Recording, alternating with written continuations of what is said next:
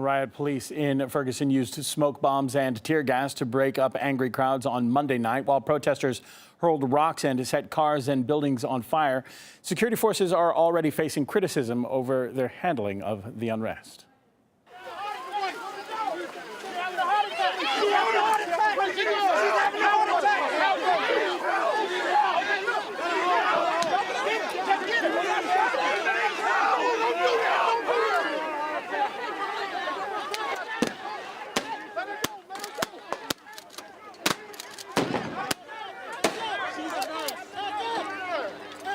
Now, as you can see in that video, several people tried to carry the woman away but were tear gassed by police.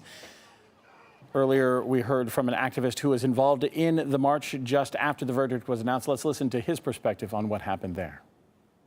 You have to look at the scene that happened at the Ferguson police station, which I was at.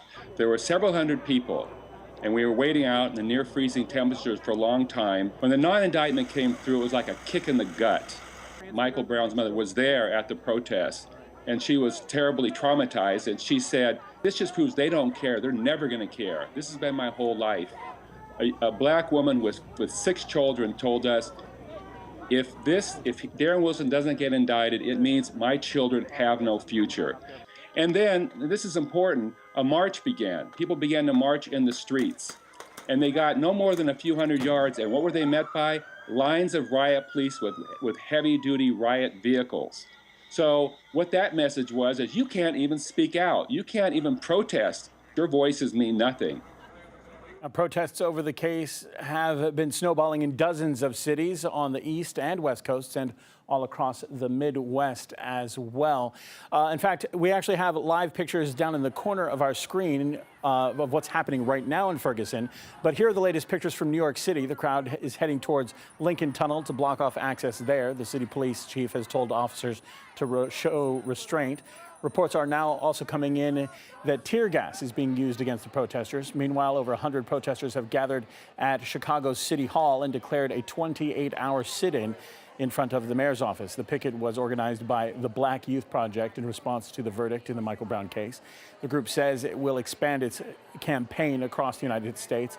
And in Minneapolis, a car rammed into a crowd of protesters, knocking down several people and running over at least one. You can see bystanders rushing to that vehicle and trying to smash the windows, but the driver keeps going and plows through the crowd, making an escape.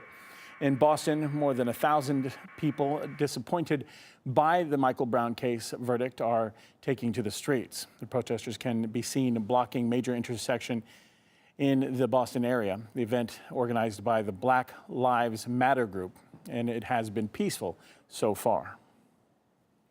Now, hundreds also rallied in the Capitol. RT's Gina Chichikan has been following the situation in Washington, D.C.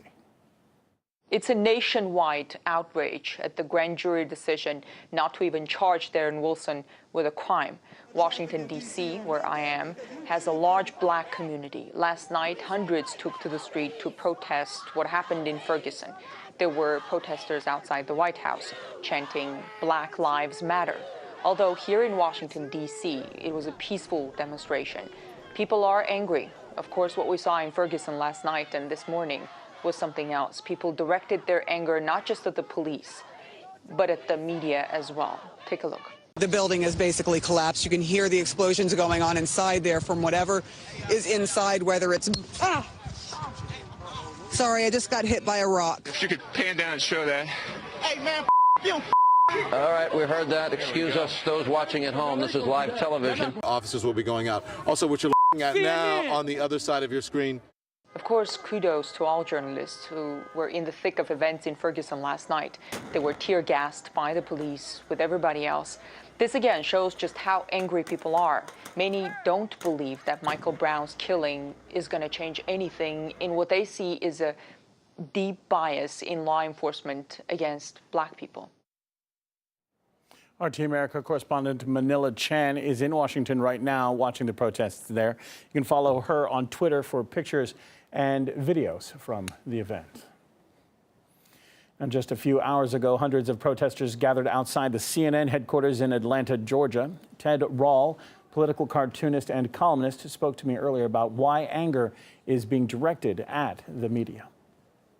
In the United States, the media is supposed to be the fourth estate, the watchdog of democracy that is holding the political classes to account and defending the downtrodden and the oppressed. But in reality, more and more corporate media defends the interests of the system. Now, this has always been the case, but it's become even more pronounced in recent years.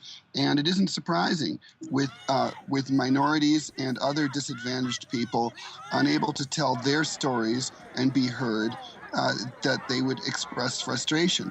I mean, since the Michael Brown shooting in August, how often have Americans seen real incidents or testimony on the part of African Americans who've been mistreated or abused by the police? Never. They're not invited on Fox or CNN or, for that matter, on MSNBC. So we're talking about a voiceless population that doesn't see the media as representing them or even giving them a fair shake. They just view them as part of a system that oppresses them. Our web team has minute-by-minute coverage of the unrest in Ferguson and across the U.S. That is on RT.com.